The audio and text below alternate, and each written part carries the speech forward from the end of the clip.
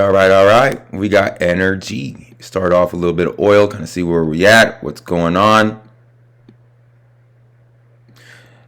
I don't even know what to tell you. I really don't.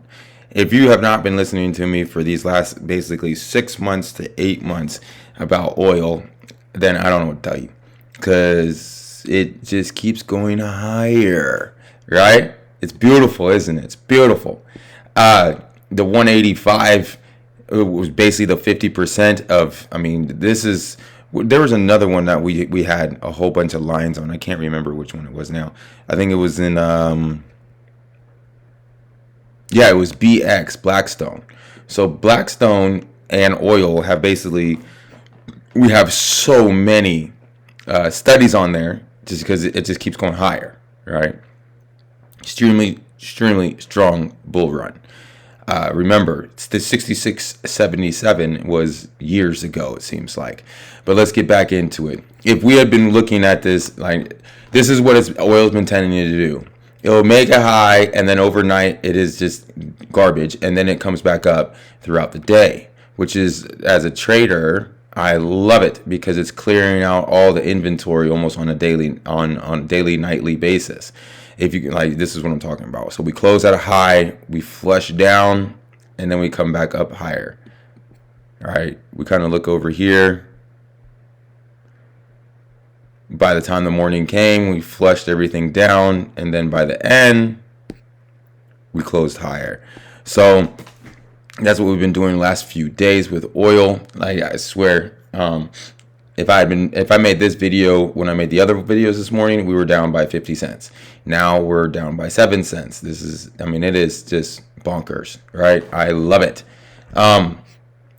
Target on oil would be basically the 83, 89, but let's go back to the day so we can see like more of a larger. If we can break above this cluster right here around, the 83, 89 area, like I just said, and then come back and keep that area, right? So as here we broke it, but then we didn't hold it, right? We held it the next day, but then lost it the third day. So what I'm saying is, if we can hold it, break it, and hold, I'm not too much worried about the breaking breaking out the most recent all-time high, the most recent high, 7-year high or whatever. I'm more concerned about just getting above that 83, 87. So, this number right here. So if we can get above these lines right here, then, I'm already long oil, the micro futures contract. But if we can get above here, then I might amp up on maybe doing some options on oil, or just some options on the triple leverage UCO for like a long distance out, just for the simple fact trying to catch this, because again, I'm going to say it. The narrative for oil is just getting better for the government to come out and say oil is the savior, and it's the high-paying jobs and everything that's going to save the world. Now, people tend to forget this. If they want to raise taxes, right, all they had to do is just raise the price of gasoline at the station, because the government takes a percentage of all the gas that we charge, right? I think it might be up to an amount of 16%. Right?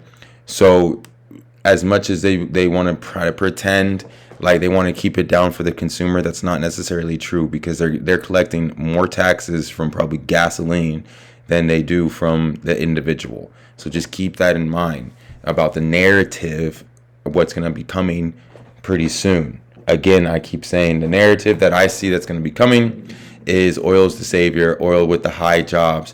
The higher oil is, the more liquidity and more money there will be. Now, I could be wrong, but that's the narrative they were saying in 2008, or leading up to 2008. And if you pay attention, banks and oil are basically moving side by side. They're correlated to a sense, not all the way, but pretty close. We got MMP dividend coming out on the 4th, earnings on the 2nd. Now, again, wait a minute now. I like it. Well, we got earnings coming out tomorrow, so you got to be very careful. Now, I'm going to reiterate the fact that these earnings should be decent just for the price of oil. And this is midstream, so they're just getting paid on like shipping the oil like through pipelines and things. So their earnings should be pretty lovely, right? However, I've been saying this for all year, looking at it as in the December. However, it's 2 months early. So I could be off by a month, right? So it's not actually this earnings that I'm anticipating like blowouts. It's the next earnings.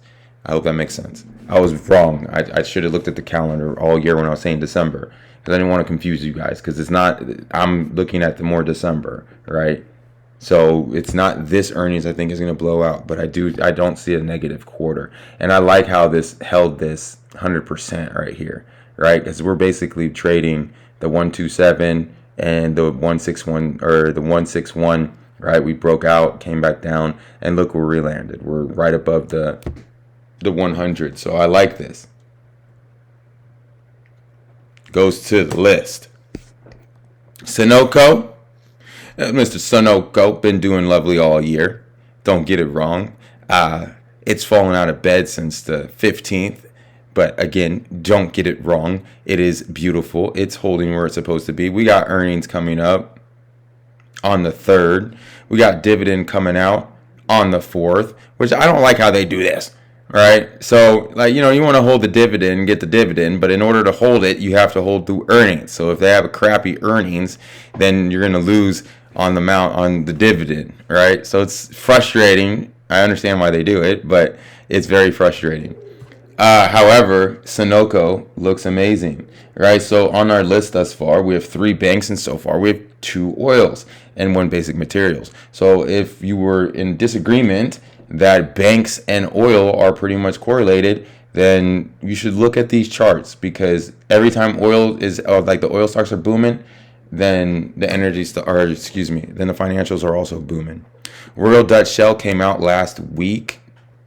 You have to remember I think there was problems in the news. I remember something about Royal Dutch Shell, but it's also not an American company, right? That's my stomach. I'm a little hungry. See, this is what I'm saying. A European, they don't tell us what actually it was, right? At least not on Thinkorswim. So we had a guesstimation of 143 estimate.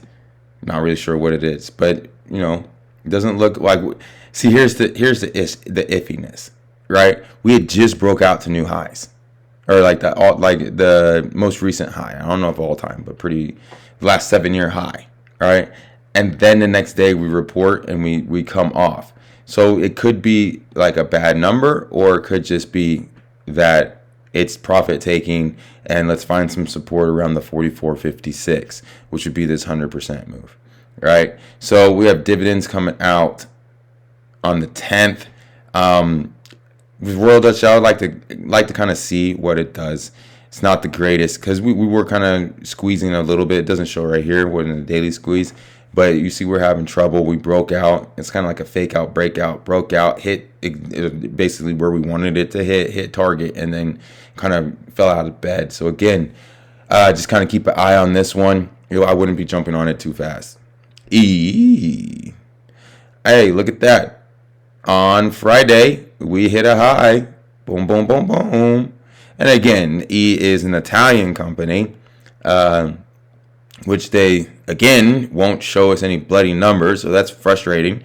However, E has been on a nice tear since September 20th. Again, we are right on target. We are in this one, so there's no point in writing it down. With a target for November, with a target of, I think it didn't have the 29.56, so I had the 30. So target is 30, and then target after 30 would be hopefully to touch this upward trending trend line. I guess that's kind of how you'd say it, upward trending. Any which way. Let's try to break our 29.56, and then when we break that at 29.56, if it's this week, we will draw some more lines and give us a better view, like more bird's eye view. BP, once again, this is a European stock. However, it has not reported. It reports tomorrow. We were just on the high. It's very difficult. All these oil stocks are on the high. I wait until earnings come out. It's 2 days. So we'll look at this next week. TTE earnings this week. Oh, look at this. That's not bad. We actually get some earnings. They blew their earnings. That's not bad at all. 50 cents. I like it. I want some more of it. With the target of, see, look at it. It's playing our lines beautifully as well. Hit the target of the 127 and then got rejected. Excuse me. We're basically the 618 of that, so it's still very bullish. Now remember, see, look, it's 5 o'clock in the morning. You see how they did this? They didn't screw it all up on me, man. They switched it around. CL was up here, now it's down here. Yeah, I like it. Man, that gives us 3 of the oils. This ain't good, man. We got too much oil and financials. So we can't get any more oil or financials because then we'd be too leveraged, because we already have 7 different opportunities this week. Moving forward, I like this, so that's why it's on the list, obviously. I like it because we're past the earnings. We beat on earnings. Let's rise on up. CVX. Chevron. We beat. Yes, we did. By a decent margin. We were right up there. I want to put this on the list. I want this on the list, man. I want it on the list. It looks beautiful. Too bad we can't put it on the list, but that looks, oh my goodness, beautiful. 117 target, 122 next target, long-term target, 128. Chevron is looking awesome with high volume, so you know we should be going higher. Exxon will probably be the same. KMI, wow. Kinder Morgan, you went to poop. They did not beat on earnings, which is probably why they went kaplow. Then on Friday they had dividend, which is another reason for it to go kaplow. However, we were at the 100% mark. So I know we did not beat earnings. Right, I know that. I just looked at it. However, kind of what I was saying, I was anticipating this quarter would be the greatest. This next quarter, I'm more looking to.